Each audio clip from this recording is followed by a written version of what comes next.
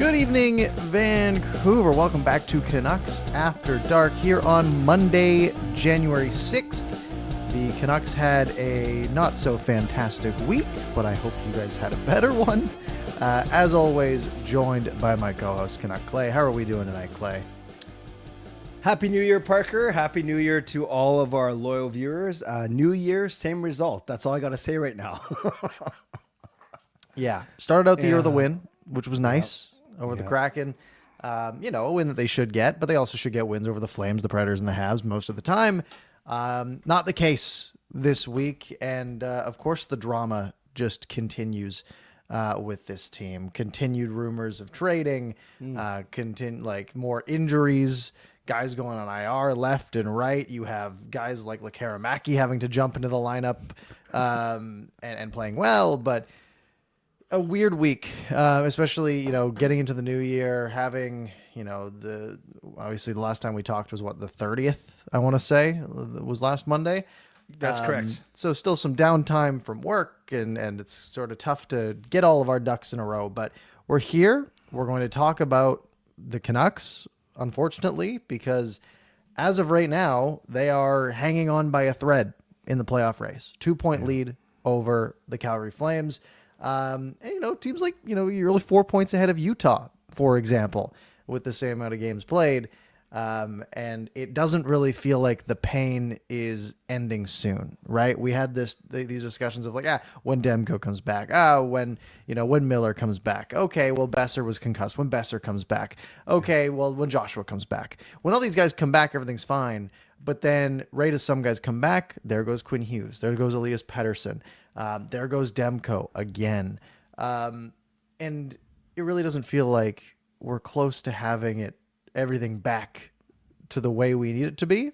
So there's a lot of work to do if this team is going to, compete for the playoffs. We're halfway through the year. Yeah, so many storylines. You're right, Parker. And there's some good ones too. Miller, obviously, with his breakout game today, which is awesome. 4 points. Quinn Hughes coming back. It was funny how Petey was a week and Hughes was week to week, and then it flipped. And Hughes came back before Petey. We expect Petey sometime on this road trip. So that's a good thing. But you're right. We kind of had this whole thing about when we're all healthy, when Demko's back, we're gonna be just fine. So you're right. We've burned all our games in hand. It looks like there's a clear. There's like 3 teams in the Pacific, and then there's the rest. So we're gonna be battling for a wild card spot for the rest of the year. I think with the Calgarys and Utahs of the world. I think there's too big of a gap to be bridged. It's not impossible, but we're already 6 points behind everyone else, LA and Edmonton. So I think it's gonna be great drama. As it has been, it's going to be great content for us, but it's not going to be as cut and dried as last season for sure. Yeah. There's a lot of ways that things can continue to go wrong, but there's still a way for there to be some hope, right? Obviously, JT Miller was very good tonight. Showed zero emotion, which I don't know was like a good thing or a bad thing, frankly. I don't know if that was like, oh, I'm checked out and I'm just doing my job, or it's like, thank goodness I'm finally able to score on a goalie. Yeah. So that's part of it. Quinn Hughes coming back with seeming like the Spider-Man thing on his wrist. Yeah, that was weird. Which is a little concerning, but he looked totally fine. And he was still throwing wrist shots at the net at least, except the one that he kicked into our own net. Yeah. Hronek it was 8 weeks, like 5 weeks ago, I want to say. Yeah, 4. Yeah, I'm giving him another 4, to be honest with you, Parker. Yeah. So another month without Hronek, we're probably getting close to 4 nations at that point anyways. It's funny you mentioned the no emotion Miller, because I was about to tweet something like, I've never seen a guy less excited to score, and then Macky scored right away. But I think even Macky didn't want to go crazy after seeing Miller, so he almost... Do you notice that too? He almost kept it calm. And it was Myers who was on the ice for all the goals in a good way. He was the one showing the most emotion for the Miller goal and the Liquor. It was just kind of funny. That's all. But it's fine. Yeah. Smart play. Macky shooting instead of passing over to Myers. Yeah, good. Yeah. And a heck of a shot too. Like that's goal scorer's goal. Obviously there's 4 games that we can look back on. There's not a lot that I really want to look back on, though, right? New Year's Eve against the Flames, right? This is right after Canada lost to the States. Just a bad sports night for us. Besser gets the lone goal in the third, and we feel like, oh, we're tied. Maybe we bring this one back.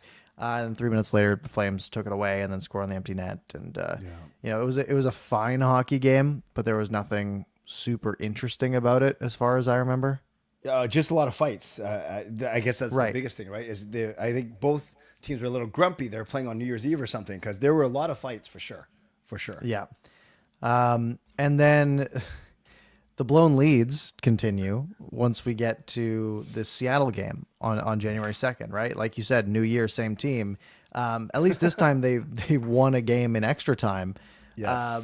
They have a 3-1 lead with 11 minutes to go in this game, and they allow 2, right? And once again, for the second time in 2 weeks, it's Vince Dunn, who just is so good against us somehow. Killer. Comes out gets this game tied. And this is the game that Demko gets hurt in, if I'm not mistaken. That's correct. So Lankinen has to come in halfway, which is tough for a goalie, right? Yep. Gives up the 2 in the third, but then goes 3 for 3 in the shootout, which, hey, all credit to him. Made a couple good stops in OT as well. Yep. So the Canucks get the 2 points. They give Seattle one, but Seattle's not a team we need to worry about, right? They're 8 points back, 2 games the other way out of hand, I guess. So this was like a bit of relief, right? Like, thank goodness they blew a lead, but still got the 2 points. Yes. This one, when Vancouver hosted Seattle, I was on my way back from my trip, and I know we talked about it on last Monday's show, and it's just kind of strange, like when you look at the stats, Parker, how we like would blitz Seattle for the first few games of this is not even a rivalry yet, this series, but that Seattle's kind of had our number for almost every other game since, and I don't think they're that good. Like I don't know why we can't pummel them. I don't know. Maybe I'm too optimistic, but yeah, that was very frustrating. But I'm glad JT Miller scores the only goal in shootout. His patented slow motion left to right, wait for the goalie to make a move, and he does have that great snapshot. So maybe that was kind of like a preview of tonight's, but still, that goal doesn't count, say, in the stats per se. But it was at least nice to see him contribute. Let's put it that way. Yeah, absolutely. Yeah. What's so interesting is, like, remember, again, I keep going back to this, but last year, like 26 wins in a row when leading after 2, right? Yeah. The 2010-2011 Canucks, when leading after 2, were 38-0-3, right? Like fantastic. The 2011-2012 Canucks, 32-1-2. What? Yeah. So like good teams when leading after 2 usually, shut things down. Yeah. This year, I don't know. I don't remember the exact number. They showed it on the broadcast after 2 periods. The Canucks haven't yet lost in regulation when leading after 2, at the very least. It was something like 13-0-7 or 13-0-5, I think. Like it wasn't great. But they are at least getting points every time they lead after 2. And the same thing happened in the Kraken game. Yep. Same thing happens in tonight's game against the Habs. But this trend is getting way too common, and I think it's just a defensive issue, right? This team just doesn't have the defense to hang in there for these third periods, whether it's the actual defenseman or having guys like Elias Pettersson on the ice to shut things down, right? When he's out, that's a problem defensively. Yes. And then, of course, having guys like, Desharnais and Juleson and Forbert having to eat up a good chunk of that third period in a lot of these games, like even tonight, right? Like that's not a defense that inspires a lot of confidence when I know. Like it's just scary.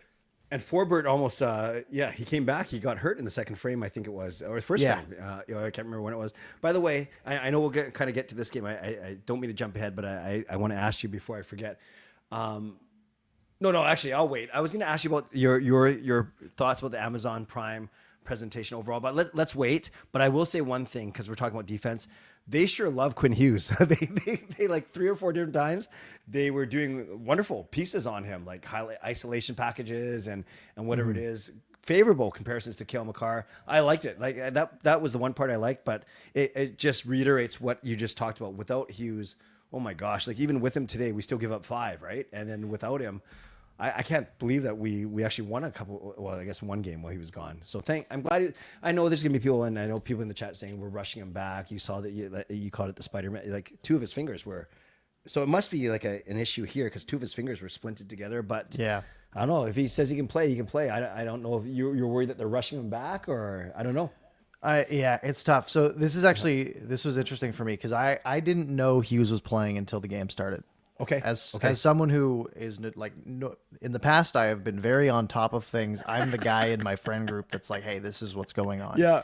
I haven't opened Twitter in like 3 weeks. Okay. It has been removed from my home screen and my life is improved. So that's out of the picture. And so I literally I went to the gym today. I got down. Yep. I was like, I timed it all up. I was like, oh, I'm going to get home at 4:37 because that's when a 4:30 hockey game starts. Forgetting, of course, that it's in Montreal. Yes. So it starts at like 4:50. But yeah, I saw Quinn Hughes and I was fired up, and then I saw his hand, and I was like, okay, that's a little bit scary. If they are rushing him back. The thing is, I trust the team to make that call, right? Like it's Montreal, and I know they're a team that just beat us, but like if you need him for a game, this probably wasn't the one to rush him back for. Right. Clearly they think he's good enough to play, and honestly, he looked totally fine, right? Yep. We didn't see him like grimacing in pain, although he's never shown an emotion on his face before. He didn't take any like hard shots, but he was throwing things at the net as he can. I don't think he was really leaning into any shots, but that's true. Yeah, that's true. It's such a different team with and without him, right? You take him out, and you got Tyler Myers, #1 D-man, and to be fair, he did better than I expected Tyler Myers to do as #1 D-man over the past little bit, right? Over the last week. Yep. But like, man, the drop off, right? Going like Myers, Soucy, who's struggled a bit, but I think he's been a little bit better as of late. But then, yeah, you get into the Forberts and the Desharnais and the Julesons and Brandstrom, if we're lucky, and whoever else, DPD if we have to get down there, right? It's really concerning if Quinn Hughes is in this lineup, and all the stats show it. There was a something I saw, like a JFresh graph or something that a friend sent me, and it was like the Canucks with Hughes on the ice and the Canucks without Hughes on the ice, which is a comparison we've looked at a lot. But this is in graphical format with like a bunch of historic teams, like a bunch of teams from the past few years. Yes. Very top right, which is the good side of the graph, was Yes. the Canucks with Quinn Hughes.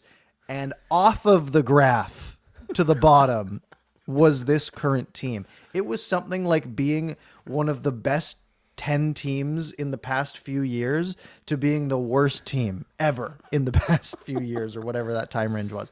It was hilarious. Yeah. This defense needs so much work. I'm starting to get really concerned on, how do you improve that this year, right? Because we're in that window, and the standings don't show it. But if we're in this window that we showed that we can be as of last year, this is a wasted year if we don't get one or two more very serviceable defensemen and have everyone healthy. Because Quinn Hughes cannot play 35 minutes a night in the playoffs. It's just not going to work. And forget about the Norris Trophy. Doesn't this kind of solidify? He's not going to win because there's the McKinnons and the McDavids and the Hellebuycks and the Kaprizovs of the world. Like, I get that, and all four of those teams are way better than where the Canucks are in the standings. I realize that, but this completely solidifies in my mind the case for Quinn Hughes for the Hart Trophy, most valuable to your team, right? If that's what they indeed do, because look at us without him, and forget about the Norris Trophy. I'm looking at Hart, but he's not going to win it. But all to say, just to underscore your point is, if the Canucks barely make the playoffs, you think he'll get some votes? And Quinn Hughes has 100 points, which he's on pace for, right? Yeah. I could see a push. Okay. Like, because 100 points, he might be like near the top of the league in points, right? Like top 10. Yep. And just how, and like all the stats that are out there will start getting pushed very heavily, right? Like, hey, here's them with him on the ice. Here's them without him on the ice. Because this is like a 79-point team without Quinn Hughes on the ice. Like, it's abysmal. And it's like a 105-point team when he is on the ice. To me, that is like this team is in the gutter without Quinn Hughes. Yep. to me, like, yeah, I think he does deserve a real look. Do I think it'll happen? No, but I think there'll be votes. Yeah, yeah. By the way, thank you, Fangirl Gaming, for proclaiming your loyalty to Canucks After Dark for 30 months, 2.5 years. We appreciate you. Nice way to start the year. Thank you. By the way, so we're talking about, they did that graphic, Hughes versus Makar, and how similar their stats are. And people were worried, if Hughes missed a lot of time, would that put a dent in his Norris Trophy? But if he continues on and he only misses those 4 games, then it's not really a dent because points per game, he's still higher than Makar. He's actually, in real points, he's only 5 behind him with technically 6 games in hand. 4 of them he can't make up. But you're right. This is going to be an interesting race. Zach Werenski has kind of inserted himself as well, but Columbus is even worse than Vancouver. So we'll see. We'll see what happens. But it's always fun, right? The trophy watch for Quinn. Yeah. And he's the carrier of this hockey team. For sure. Yeah, there's a lot of, like we've said, right? And I know we haven't really touched on a lot of the games, right? I mean, that Preds game, they lost 3-0. I mean, horrible. They had 27 shots, but I mean, I frankly didn't watch it. That was the one that I missed. Well, I can give you I'll give you a 30-second breakdown because I was there. I was so excited to be there. New year, new me. And no, Lankin only landed 1 goal. Like 3-0 sounds horrible, but 2 of them were empty netters. So Lankin was great against his former team. Sherwood was great against. He was hitting everyone, but they were hitting him back. So that made it. The kind of bummer there is accidentally Bluger checked Yossi into Dakota Joshua behind our own net. And Dakota Joshua, as you kind of mentioned right off the top, is now on injured reserve. So that kind of stinks. A really rough year for him. And aside from that, you can't be losing to teams that are so far below you in the standings if you want to be a playoff team. And we kind of joked about it before we pressed go live. We looked at this as 4 easy games before the 4 tough games, but yet we still, I think you got it at 1-2-1 or whatever. They end up 1-1-2. I was like a bit more optimistic, but the fact of the matter is they only got 4 out of 8 points, and that's not good enough. Yeah, they somehow keep floating at 500 in all these. Yeah. But yeah, it's so funny, that Predators game, because as someone who didn't watch it, and I'm not even looking at like the analytics side, but I'm just looking at like the standard game stats. Shots 27-19 in favor of the Canucks, right? Cool. Hits 51-21 in favor of the Canucks. Block shots 19 for the Preds, 14 for Vancouver, which means they had even more shot attempts.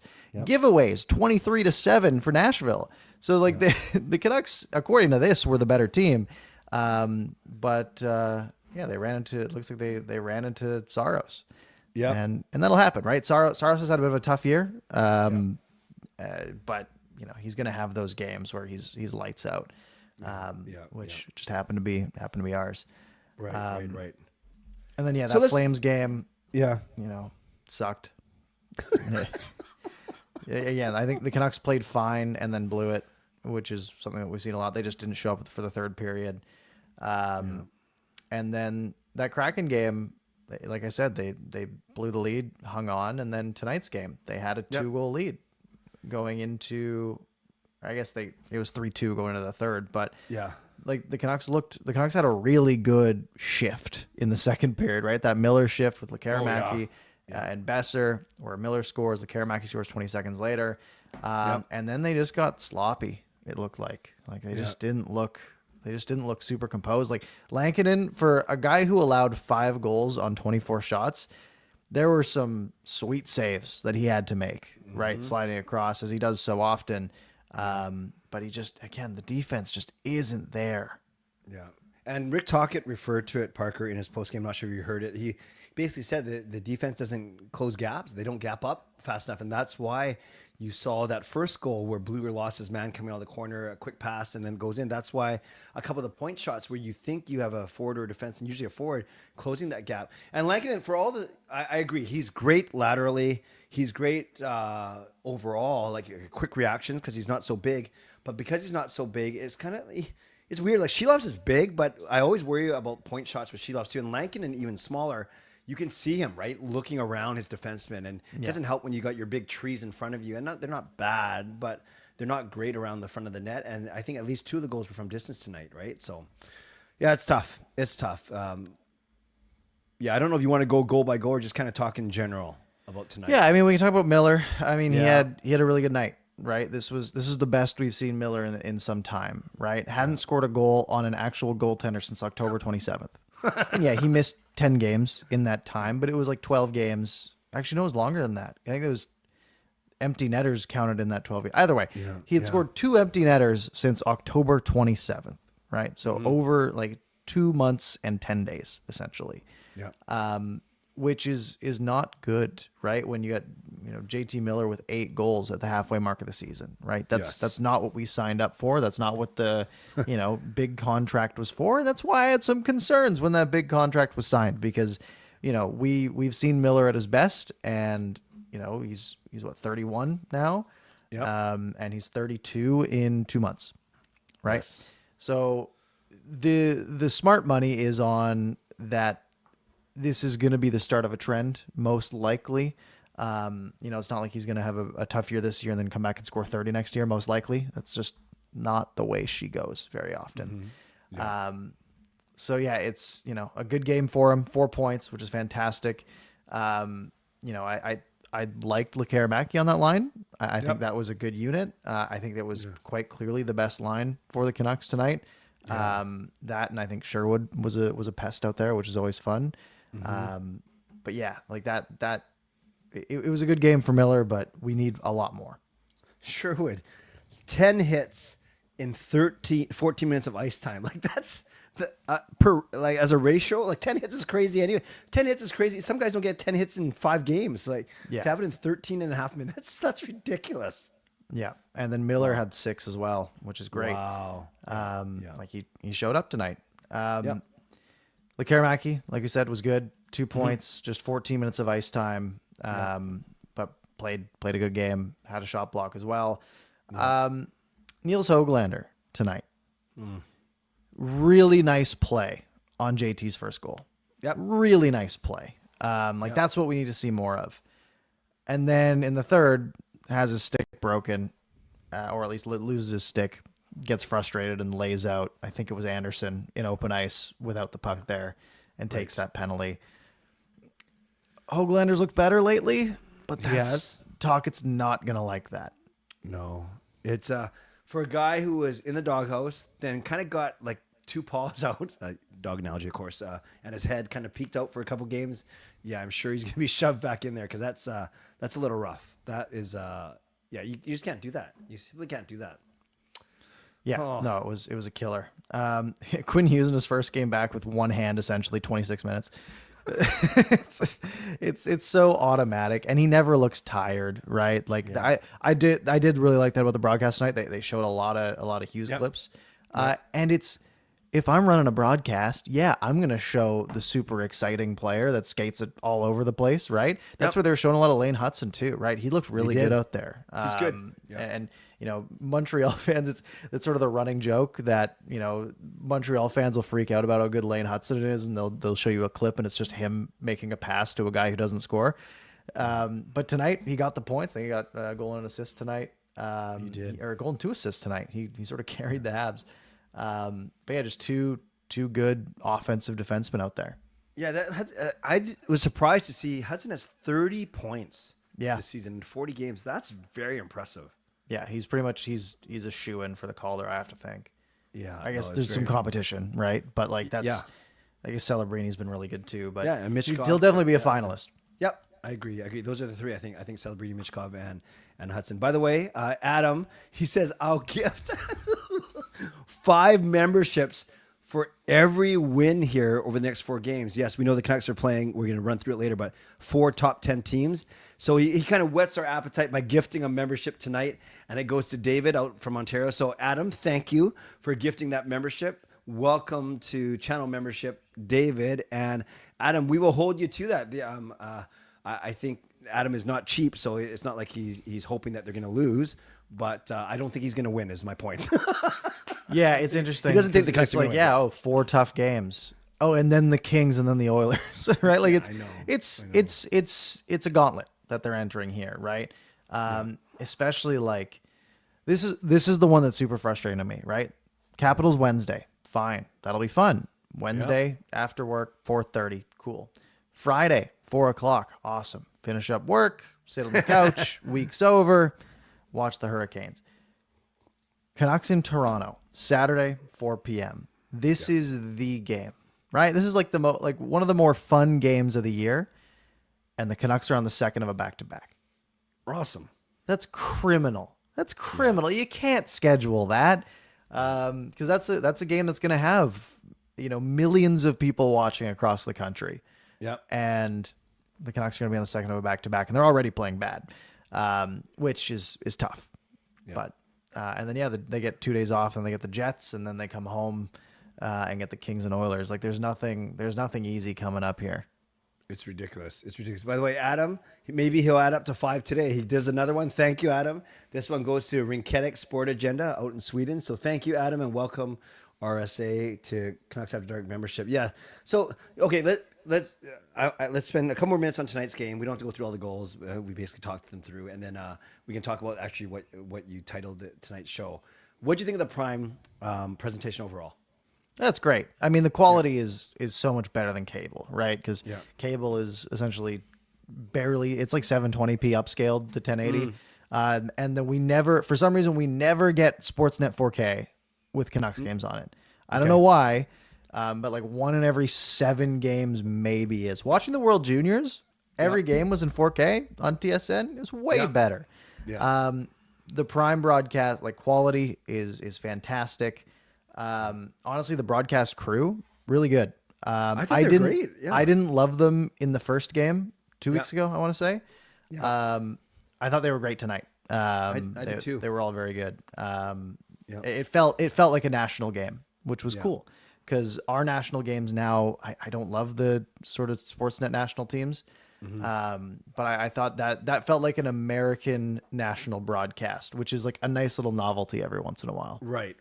And I tweeted, it's so strange that on this year, January 6th, 2025, I was watching, the Canucks on Amazon, and I had my little WWE. As you know, I watch wrestling on Netflix. They debuted on Netflix tonight. So 2 non-traditional, at least non-cable media outlets tonight covering my, the 2 things I was watching. It was very interesting. By the way, this Prime thing, what's the plan? Is there a bigger play where they're going to take more and more games every year? Or I don't get it. Yeah, I don't know. The current Sportsnet deal, it was like a 12-year deal in 2013. So like it expires soon. The thing is, Rogers is still in on it, right? Like Rogers is like leasing these games, I want to say, to Amazon. And my screen just went away for some reason. I think Rogers is like leasing them to Amazon. They say they're still going to be pursuing the rights in 2026. Okay. But like, I wouldn't hate if a streaming service sort of came in and took it from Sportsnet. Like, as long as like Shorty and those guys are still involved. That's my main concern. Right. Because frankly, like, just from even a cost perspective, right? Yeah. Prime's what, $80 a year? Maybe it's $100 a year now, something like that. Either way, it's like $10 a month, which on top of cable and Sportsnet, it adds up. But if as someone who literally only has cable for sports, which is me, right? I like to watch football and I like to watch hockey, and I like to watch it without delay. Yes. It would save me a lot of money if they switched to Prime or Netflix, things that I already pay for half the time anyways. Right. Better quality. It wouldn't be the worst thing in the world. But yeah, really, like, there's only one more full year left on the current Sportsnet deal. Right. And they paid $5 billion for. And I did look it up. This is the first of 2 years on Amazon. So also next season, Monday night games will also be on Amazon Prime, which is interesting. By the way, did you? I really thought it was funny that for both intermissions, either they hadn't named the player or they didn't want to give it away, but for the first intermission, it was interview with Canadians player. And then the second intermission was interview with Canucks player, which turned out to be, I guess, was it? I know it was, I can't remember, but I know it was Macky for Vancouver. It's just kind of funny where they did that. But no, I liked it. Looked really good. The graphics were sharp, aside from one spelling mistake that I pointed out. But other than that, I thought, I thought it was an enjoyable. And I hadn't watched any other games, Parker, like any other Mondays. So this was the first one I watched, and admittedly I was quite impressed by it. Yeah, real pregame show, real postgame show. Yep. Right? We don't get that anymore. Yes. Right? There's no Canucks pregame show anymore. Good point. I think last year they aired whatever was on Sportsnet 650 on TV, the 30 minutes leading up. They don't do that half the time now. Yeah. And then post game, it goes to like the desk Yes. with like the two people at the desk. They'll play the highlights from the game you just watched, and then maybe it cuts back to Shorty for like 3 minutes, and then and maybe like a quick presser, and then it cuts to all the other highlights from every other sport. Like there's no love in it. It feels like, like growing up, there was the pregame, there was the postgame, there was, all this stuff. And it's just gone. Even the intermissions, like it's obviously Saturday's excluded, right? Hockey Night in Canada excluded. But like a lot of the time it's it's commercial, guys at the desk for like 3 minutes, commercial, maybe like a Dan Murphy interview, and then it's commercial for a while. And then we're almost back at the game starting again. Yeah. Like I even today, like out of habit, I muted my TV when the intermission started, and I just didn't even look at it. And then I looked down, I was like, oh, there's like actually stuff going on because I'm not used to it. Yeah, you're right. In the home games for Sportsnet, they'll often have like Drance or Sat Shaw or someone with Dan Murphy. But you're right. Their away games, they end up playing Canucks.com features for 3 minutes as part of this. Yeah, so they just don't have the resources. We know that Batch and Randeep they're calling the games from a studio now, the away games at least. So, yep, there's not a lot of money. Even on the interviews, like the pregame, it was just Thomas Drance and Ian McIntyre were the only two beat writers, I think, from Vancouver that actually went. So, yeah, what a change. Rogers spent $5 billion for these rights. Yeah, but they're cheap, right? They don't want to spend the money, and it kind of sucks. Yeah. Okay, I guess we should spend some time talking about our topic du jour. Yeah. What do you think? What do you think? So the whole Pettersson Miller thing has now come to a point where, Friedman's talking about, sound like they're going to trade one of them, if not both of them, if not none of them. We don't know. We know nothing. But now, Pettersson's out of the lineup for a little bit. He practiced today, if I'm not mistaken, or at least skated today. So maybe he's back for the next one, maybe the game after. Hopefully the next one, frankly. Yep. But yeah, the rumors are heating up that, teams are calling. They verified it with other teams. To me, like trading Pettersson seems like would be such an unforced error, I think. Right. Yeah. Especially if you're able, if you have to move one of them and you can get Miller to waive, then that it just seems like a much more clean move. Because think 3 years from now, right? Sure, Pettersson's going to be making a ton of money. But Miller's going to be making about $3 million less. And in 3 years, he's going to be 36 or 35. You get to the decline part pretty quick. And I just see, okay, we trade Pettersson to somewhere like, like a Carolina, because that was the rumor last year, something like that. He's putting up 118 points next year. Right? Like it just feels so obvious to me. Yeah. But then you have the other rumors that like Chris Drury, the GM in New York for the Rangers, loves JT Miller and has been trying to get JT Miller for forever. And if you can find a guy like that who might overpay for a guy like JT Miller, things get a little bit more interesting, I think. Even though in a perfect world, I think, you don't trade either of them because you're trying to win the cup this year. But if you got to do one of them, I think Miller's the one to get rid of.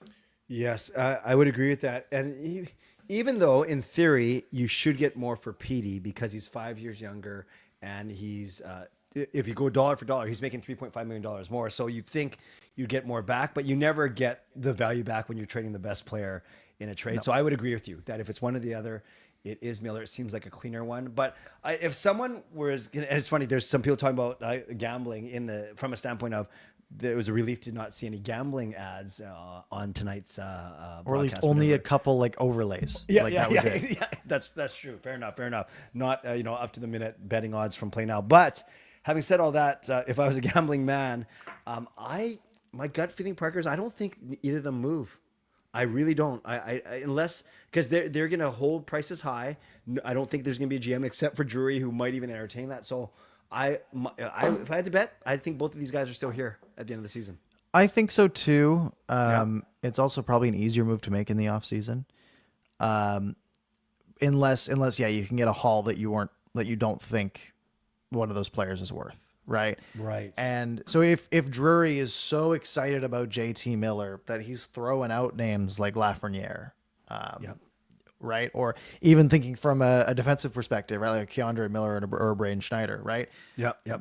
If you could pull one of those guys and a 2C somehow, suddenly this team gets better overnight, right? But there's a lot of things that have to go right? Drury has to overpay. and you know, we can think of it from the perspective of like, yeah, like you're never going to get what that player's worth. And I think for Pettersson, you probably don't. But I think JT Miller's stock is declining at a fairly decent rate. And it just takes one, right? Like every time I think like, yeah, you'll never get what it's worth. I just think, oh, remember when we traded everything for Oliver Ekman-Larsson? Oh gosh. Right? Like, what if a team wants to do that, but for us this time, right? That's how I can like. That's where my levels of hope are. And look, this management group again, I don't think they did well addressing the defense this offseason. But I also don't think they made any errors that are going to handicap this team immensely for the next 5 years, like Jim Benning had a few times, right? With the Beagles and the Roussells and the Oliver Ekman-Larssons and all those moves. So I still have confidence in this management group.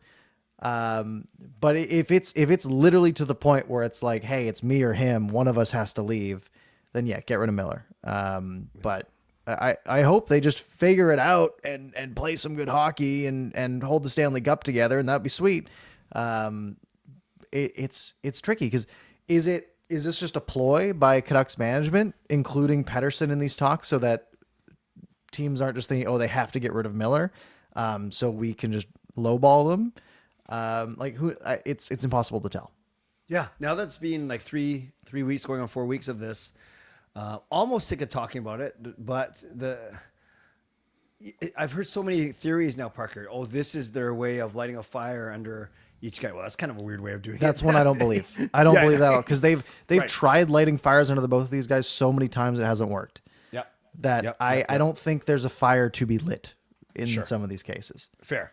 And I think I'm not sure if we talked about this last week, where the Richardsons and the Horvats of the world who speak out, and it's not like they're siding with JT, but two different issues. It's one thing to hear everyone like Horvat talking about that there was a bit of a rift, and it's another thing to hear, that's what I was going to say, ex-players talking about, not necessarily siding with Shane O'Brien and Brad Richardson. Yeah, we did talk about it a little bit. My point is, everyone has an opinion, and that's fine. We live in a world of content creation. We live in a world of everyone having a voice, which is good if it's a sane, thoughtful, voice. But they must be sick of it. But I guess people don't care if they're sick of it, because they got to start producing, and that's the only way that they're going to get the people to quiet down is if both guys are going, and obviously one guy's not even playing right now. So, yeah. I just want everything to be sunshine and roses. So your betting odds are on both players being on this roster after the trade deadline. That if I had to plant a flag down right now, that's my flag. Yeah. Yeah, I think that's probably a safe bet. I would think. But we know this management team likes fireworks. They like to make things happen. And we know this team needs defense. Yep. Yeah, just go trade Miller for Lafreniere and Braden Schneider, and throw a first in there for it. Like, they can do that too, and then everything's good. Yeah, exactly. They should give us all those things. I don't want Zibanejad though. That guy too old. Nope. I don't want that. Don't want him either. Nope. Yeah. It would be crazy if the Rangers did trade like a Lafreniere, just in general, because like they traded Kakko already. Yep. Which was their second overall pick. Lafreniere was their first overall pick. Like, what a disaster. And like, why? What would they want JT Miller for? They have 37 points. Yep. Although I guess they're really only 4 points out of it, eh? That's true. It's crazy. There's a bigger logjam in the Eastern Conference than there. Like Montreal, with today's win, they're basically playoffs They're in now. a playoff spot. Yeah. They're just ahead of the Penguins because they have a game in hand. That's crazy. Yeah. Yeah. Yeah. No one's out Okay. of it So in the East. I guess, the door's open, right? But yeah, I don't know. Do we want the Rangers to keep losing to drive the price up, but still win enough games to not fall out? That's it's a tough one to cheer for. Yeah. Yeah. Do you think the noise would be less or quieter if Alvin never did that interview last week? Because that didn't I help. also like noise to me is so interesting from these guys' perspective because a guy like I think a guy like Pettersson's probably pretty plugged in, right? Probably to his own detriment, right? Yeah. And I say that as someone who is normally very plugged in, and like I said, I took Twitter off my home screen, and I'm happier in general. But like for these guys, like they can be pretty isolated. I feel like, right? Yeah. Like they have to deal with each other. But that seems like an easier problem to solve, right? Like to remove the noise from an isolated room. Yeah. And then you get the occasional media questions. But even then, like it's not like especially on the road, like you get two guys asking you questions. And they've already asked all these questions before. They probably aren't going to ask them a lot right now, right? Sure. Like I feel like the noise is like, it's all outside noise. They don't have to let it in. But maybe it's easier said than done. Yeah, I'd agree with you. I think even if PD says he's off social media or whatever, all his buddies, he's at that age, right, of that group. We know that they're plugged in. Miller, I actually agree with you. I could see him actually, when he says that I didn't know that they were chanting my name in my absence, I don't read that stuff. I totally believe that he doesn't. I really do. Nor should he, frankly. Yeah. No, you're right. Oh man, it's just, when it's kind of funny, like I spoke at a retreat this morning with a bunch of teachers, and there are a couple Canucks fans there, but there are a lot. So when I'm talking to these teachers who are Canucks fans, and we're talking about PD and Miller, even though I didn't want to, but we're like on the side. And then when people who aren't Canucks fans are listening to our discussion, it sounds so silly. It really does. That two grown men can't coexist in a locker room. Therefore, maybe you have to trade one of them for the betterment. It just sounds, I don't know. That's why it's almost comical to, like, I'm sure they don't think it's funny, but it's to a point where, because of my love for the team and my desire so badly to see the team win, I truly think, and that's why it's clouding me. Admittedly, Parker, I'm biased. I don't want them to trade either guy because I don't think they're going to get equivalent value for either guy, regardless of who it is. Well, what if the thought process is, hey, we're not going to get what Miller's worth, but maybe it increases Pettersson's worth as well. Right. Like maybe if that's part of their thinking, where it's like, okay, well, Pettersson maybe gets back to a 95-point player if JT Miller's not in the locker room. Yeah. Right. Suddenly that's a lot of extra value on trading JT Miller. Right. Again, just sort of thinking out loud. But maybe that's something that's in their head as well. Yeah, no, that's true.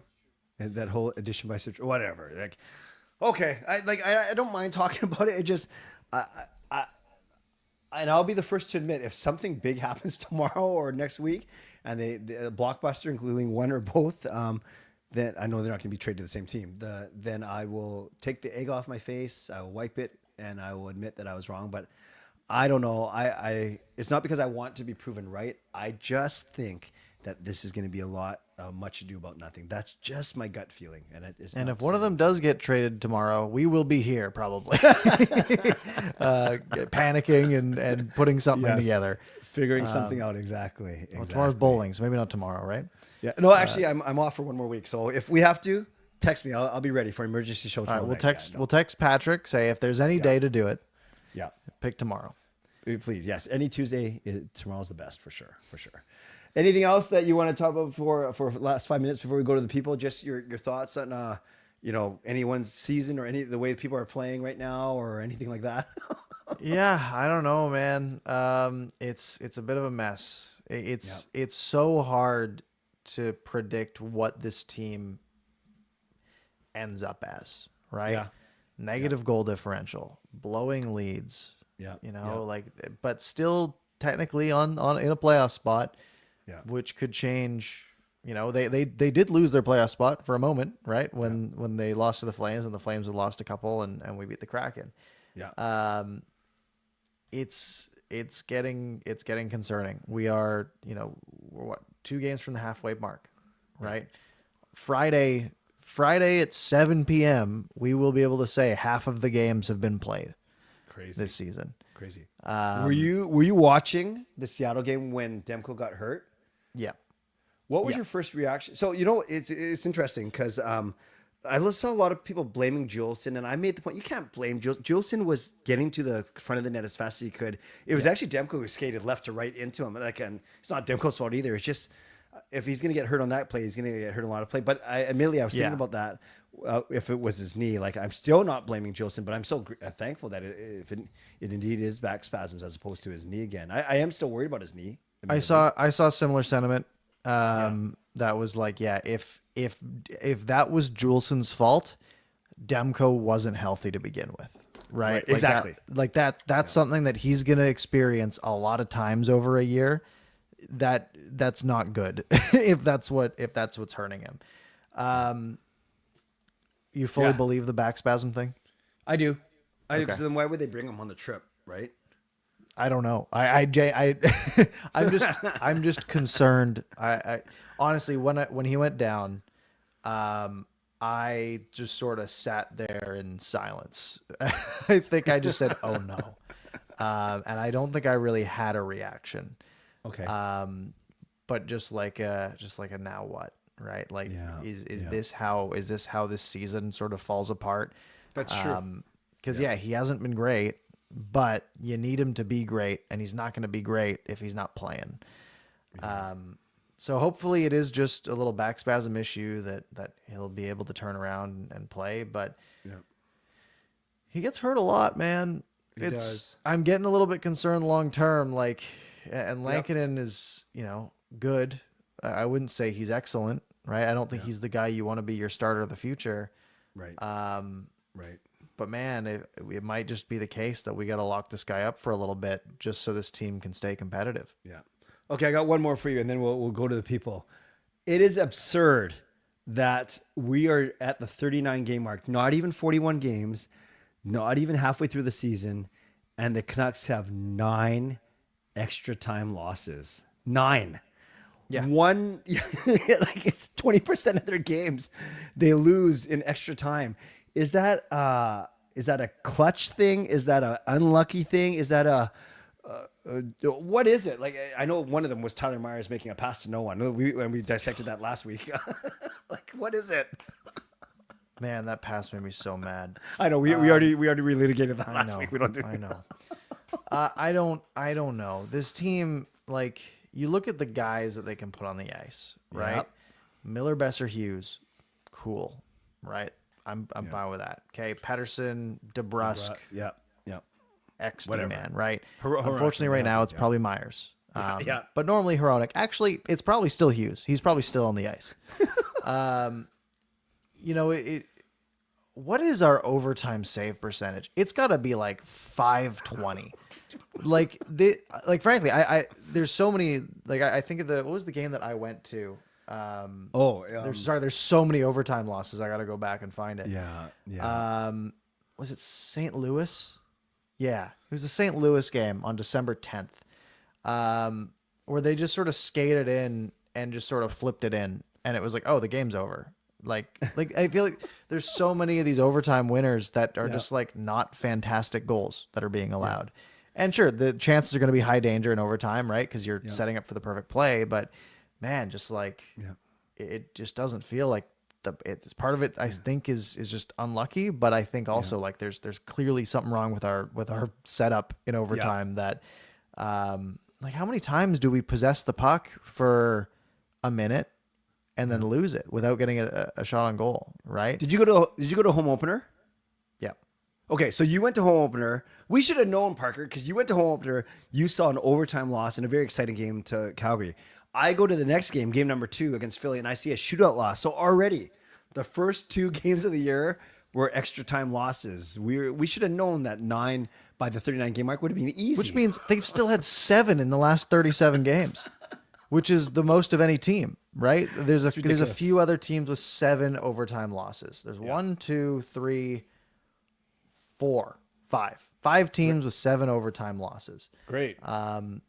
Yeah, and they all suck. Like I mean, well, for the most part, the best one is Calgary, right? like Utah, Nashville, the Islanders, the Penguins. Yeah. Like it's not a tier list you want to be a part of. Of course. But yeah, like it's getting ridiculous. I'm stoked they won the shootout. You just have to survive for 5 minutes apparently, and then JT Miller will score on his slow little move from the left. Then no one else will, and then you hope that your goalie makes all 3 saves. Oh, and 9 out of 39 is ridiculous. But oh well. It's 10:50. What do you think? We go to the people? Yeah, let's go to the people. All right, people. You've heard us vent for the last 50 minutes. Now it's your turn. I see a lot of talk about vaccines, gambling, and and all the hits tonight. And why Rick Tocchet doesn't use timeouts ever in a game. Yeah, I mean, what would a timeout have done tonight, though? Yeah, tonight maybe not so much because it wasn't like they're under siege, but there's some other games where they have been. And can I just say one thing we didn't really say? Like it was a good hockey game. Oh yeah, yeah. Like it was genuinely like they lost in overtime. Yeah. A lot of hits. It was a physical, fun hockey game to watch. It was stressful for the last 10 minutes in a tie game. Like it was genuinely like if I was a neutral watching that game, I would have been like, man, what a sick hockey game. But sorry, we can go to the people. No, but did you notice Caden Gooley had that first shift of the game? He hit Laquer Macky. Great. He had a couple other big hits, and then I don't know if you caught it in the third period. Miller ran him behind the mark. Yeah, he beelined it from to the corner. It was a charge. That was a charge. He took like 4 big like crossovers right at him. I agree. Yes. And I saw that and I was like, yeah, they're letting that go right now. They're not calling anything. It was a great hit by Gooley though. Yep. Peter asked, nothing to do with his baldness, but can we trust Alvin to improve the decor? Yeah, I mean, I don't think he has a choice, right? Unless they're gonna write the season off. Because if you think of this Canucks core right now, right? Like, Pettersson, Hughes, Besser, Miller, Demko. That's pretty much it, I guess. Yeah, yeah. Maybe you throw DeBrusk in there. I don't know. Yep. They have played a grand total of 0 games this year together. Yep. Like with all of them together. It just hasn't happened yet. Part of that's because Demko's only played a handful, but Pettersson missed a bunch of time. Miller's missed a bunch of time. Besser missed a bunch of time. Hughes is missing time. Everyone is missing time. So again, you can trick me into a world where you survive till you get to the playoffs and you have everyone healthy. And it's like, man, what's this? Like, how much better does that defense look with Phil Hronek back there, right? Yes. And shifting everyone back.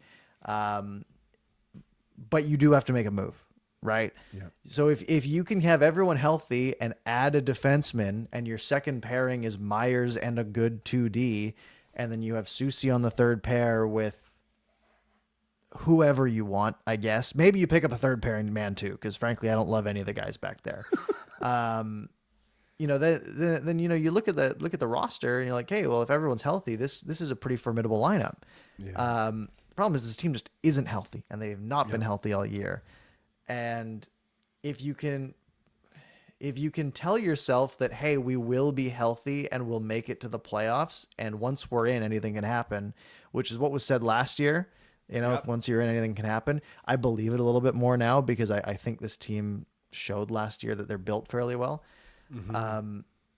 Then yeah, sure, why not, right? Improve the decor. But if you don't think that everyone's going to be healthy, right? If you actually know, like, yeah, Phil Hronek is actually not doing well and Demko's not doing well and they're not going to be 100% during the playoffs, maybe this season isn't the one, then why blow, why are you trading a guy like Verlander to try to improve your decor now, right? Or a first round pick.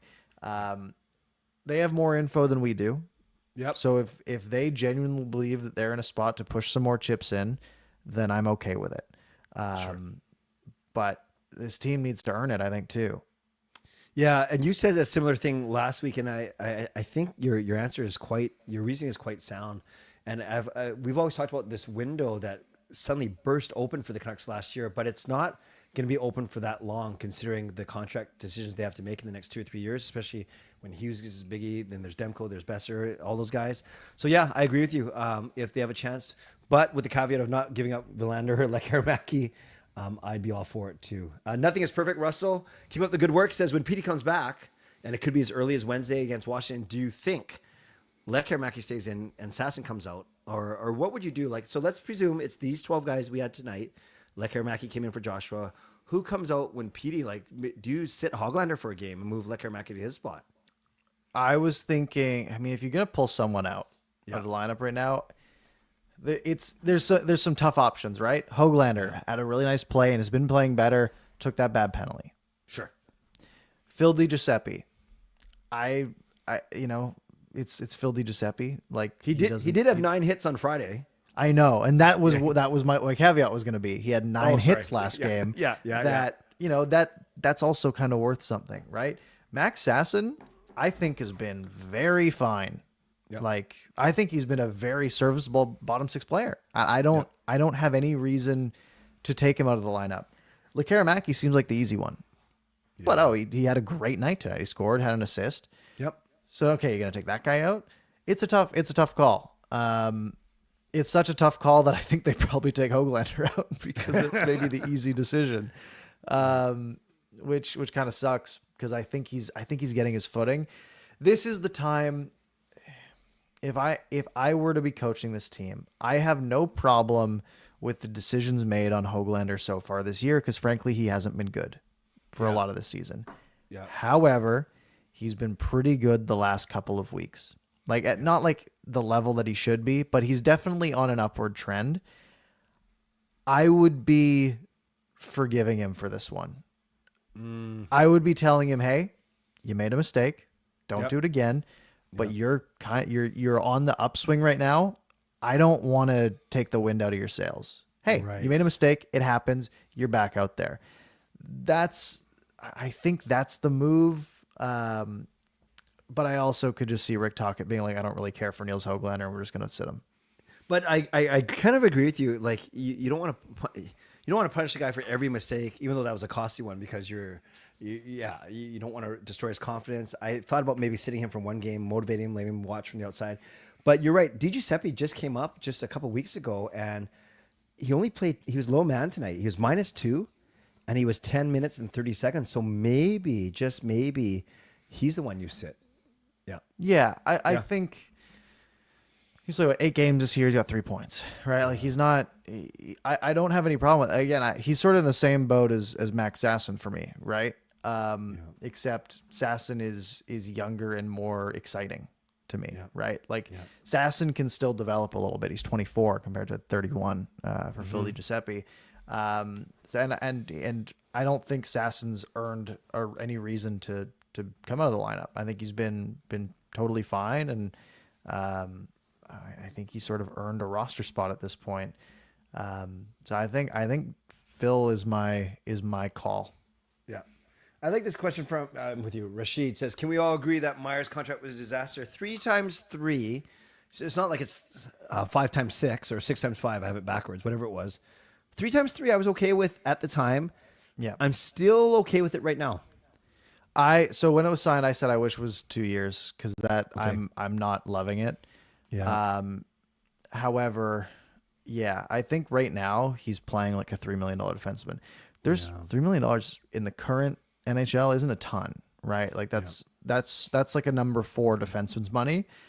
And we have him. He was your number 1 defenseman for the last week, and he did better than expected during that time. So I don't have any problem with the way Myers is playing right now. You know, it's easy to get frustrated with him.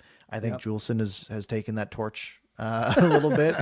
But yeah, no, I don't think that contract's an issue right now. And I he's got full no move. I have to imagine, right? So I was gonna say it's something you can probably get out of because every team needs defensemen. But look, this team needs defensemen.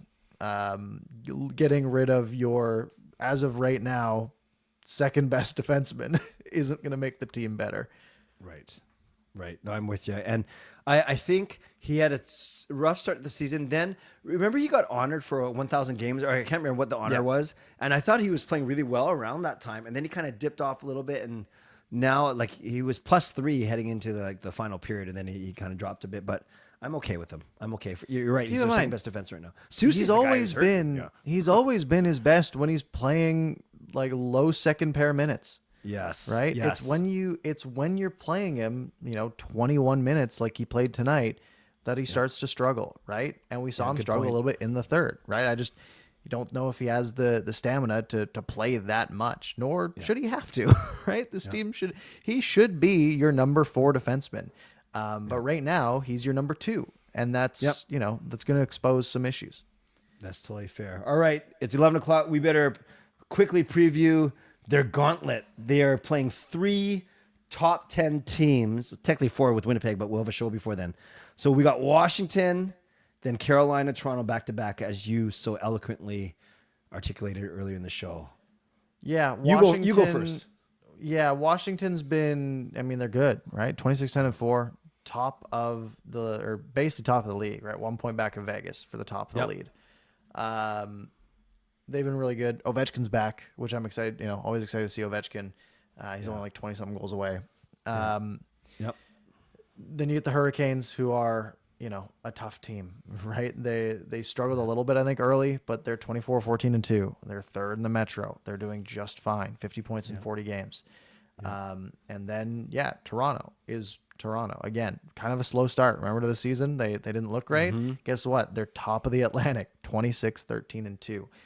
This team does a funny thing where they play up to their opponents lately. Right. They've been losing to the Utahs and the Ottawas and all these other teams, but they beat the Avs, they beat the Panthers, a couple weeks back. I feel like they are playing at a level of their opponent. That Maple Leafs game really feels like a scheduled loss to me, because it's probably Shelov's in net. I guess Shelov's probably gets the Hurricanes. I don't know. Oh, shucks. I forgot about that. Yeah, I put in whoever you want for one of those games. They're losing one of those games, if not both. However, I'm like 1-1-1 seems too obvious. I'm gonna go optimistic. They somehow win 2. Parker. Wow. New year, new you. Wow. Pettersson's back. Pettersson and Ovechkin go on a duel on Wednesday. They each score 5. Someone wins $1 million. It's hopefully me. Even though I haven't shopped at Save On anytime recently. I love it. I am going to go. I'm going with the vanilla 1-1-1. I do think they're going to beat Carolina. That's the win that I'm. And then I think that one of Washington or Toronto they're going to lose outright, and then one of them is going to be their 10th extra time loss of the season. So I'll go ones, and you take your 2-1, and we'll see who is right. I like your odds. We'll see. All right, folks. Well, this was fun. As always, if you enjoyed the show, make sure you hit like, make sure you hit subscribe. If you're one of like the 300 people on Twitter who are watching, jump over to YouTube, Canucks After Dark, hit subscribe, helps us out, hit like. If you missed any part of the show, you can rewind here on YouTube, or you can find it on your favorite podcast platform in a matter of a few minutes. Just search Canucks After Dark. It's pretty simple. Clay, any parting words this Monday night? Well, happy to bring in the new year with you, Parker. Too bad it was after a loss, but at least we are going strong. Thank you, everyone, for bringing the new year with us. Thank you for Adam for the membership gifts, and Fangirl for using your monthly membership message. And looking forward to. It's a great test, and I kind of agree with you, Parker. I think just when you expect the Canucks to be out of it, maybe Petey comes back, inspires them, and they have a winning road trip, which would be absolutely amazing. And maybe JT Miller gets traded tomorrow. Well, I'll be ready. If something crazy happens, we'll be here that night, most likely. So night make sure you're subscribed, notifications on, all the good stuff. Other than that, have a good night, everyone, and we will see you next Monday.